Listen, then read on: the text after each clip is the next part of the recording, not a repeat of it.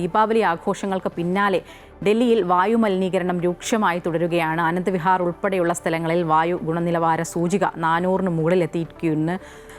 മലിനീകരണ നിയന്ത്രണ ബോർഡിൻ്റെ മുന്നറിയിപ്പ് പ്രകാരം ശനിയാഴ്ച വരെ അന്തരീക്ഷ മലിനീകരണം രൂക്ഷമായി തുടരും. മലിനീകരണത്തിൻ്റെ പേരിലുള്ള രാഷ്ട്രീയ പോരും ഒരു വശത്ത് നടക്കുന്നുണ്ട്. പ്രശാന്ത് തന്നെ ഒരിക്കൽ കൂടി ചേരുകയാണ്. പ്രശാന്ത്, ഈ ഓരോ തവണ ദീപാവലി കഴിയുമ്പോഴൊക്കെ ഇത്തരത്തിൽ ഈ വായു ഗുണനിലവാര സൂചിക അത് ഇത്തരത്തിൽ ഉയരങ്ങളിൽ എത്താറുണ്ട്. എന്താണ് ഇപ്പോഴത്തെ ഒരു ഡൽഹിയിലെ ഒരു അവസ്ഥ?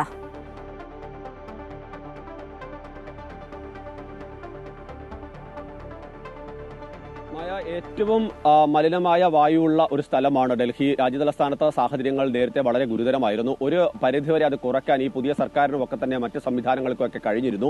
പ്രത്യേകിച്ച് ഡീസൽ വാഹനങ്ങളുടെ എണ്ണം കുറയ്ക്കുന്നു, മറ്റ് നടപടികൾ ഉണ്ടാകുന്നു, ഓഡ് ഈവൻ നടപടി മുന്നോട്ട് പോകുന്നു, ഇരട്ട ഒറ്റയക്ക വണ്ടികളുടെ ക്രമീകരണങ്ങളുണ്ട്. ഇങ്ങനെ പല നടപടികൾ മുന്നോട്ട് വെച്ചുകൊണ്ടാണ് അപ്പോഴും ഗുരുതരമായ ആരോപണം ആ സമയത്തെല്ലാം തന്നെ ഉയർത്തിയിരുന്നത്. ഹരിയാന, പഞ്ചാബ് അടക്കമുള്ള സംസ്ഥാനങ്ങളിൽ വിളവെടുപ്പിന്റെ ഭാഗമായി അതിനുശേഷം വൈക്കോലുകൾ കൂട്ടിയിട്ട് കത്തിക്കുകയും അതിന്റെ പുക ഡൽഹിയിലേക്ക് എത്തുകയും ഒക്കെ ചെയ്യുന്നു. അതിന്റെ ഭാഗമായി ഉണ്ടാകുന്ന മലിനീകരണം ആണ് എന്നുള്ളതായിരുന്നു വാദം. അങ്ങനെ ഒരു സാഹചര്യം നിലനിൽക്കുമ്പോഴാണ് ദീപാവലി എത്തുന്നത്.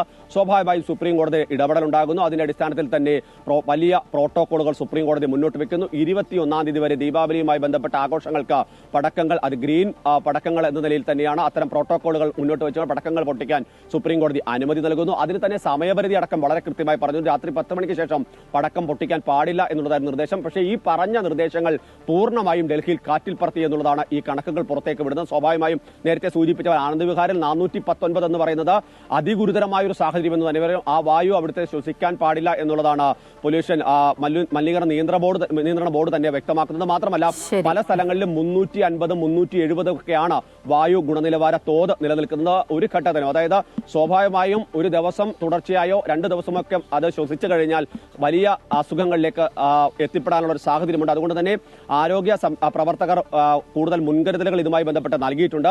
മറ്റൊരു പ്രധാനപ്പെട്ട കാര്യം, ഈ പറഞ്ഞ മാനദണ്ഡങ്ങൾ നിലനിൽക്കുമ്പോൾ തന്നെയാണ് 21-ാം തീയതി വരെ ഈ ദിവസം അവസാനിച്ചു, അല്ലെങ്കിൽ ഈ നിർദ്ദേശങ്ങൾ ഉണ്ടായിരുന്നു. പക്ഷെ അതിനുശേഷവും ഇന്നലെയും രാത്രി വൈകിയും ഒക്കെ തന്നെ പലയിടത്തും ഈ പടക്കങ്ങൾ പൊട്ടിക്കുന്ന സാഹചര്യം ഉണ്ടാകുന്നു. സ്വാഭാവികമായും അത് ഇന്നും തുടരാൻ തന്നെയാണ് സാധ്യത. കാരണം ഇന്ന് ഭയ്യാദോസം എന്ന് പറയുന്ന പ്രത്യേക ആഘോഷമാണ്.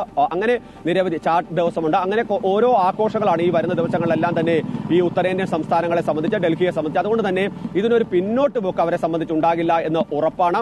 ഇനി ഈ നേരത്തെ സൂചിപ്പിച്ച പോലെ സുപ്രീം കോടതി നിർദ്ദേശിച്ചതുപോലെ തന്നെ പോലീസിന്റെ മറ്റ് ബന്ധപ്പെട്ട സംവിധാനങ്ങളുടെ ഭാഗത്തുനിന്ന് ഇടപെടലുകൾ ഉണ്ടായിരുന്നില്ലെങ്കിൽ ഈ ഒരു ശരി. എന്തായാലും ഈ ദീപാവലി ആഘോഷങ്ങൾക്ക് പിന്നാലെ ഡൽഹിയിലെ വായു മലിനീകരണം അതിരൂക്ഷമായി തുടരുകയാണ്.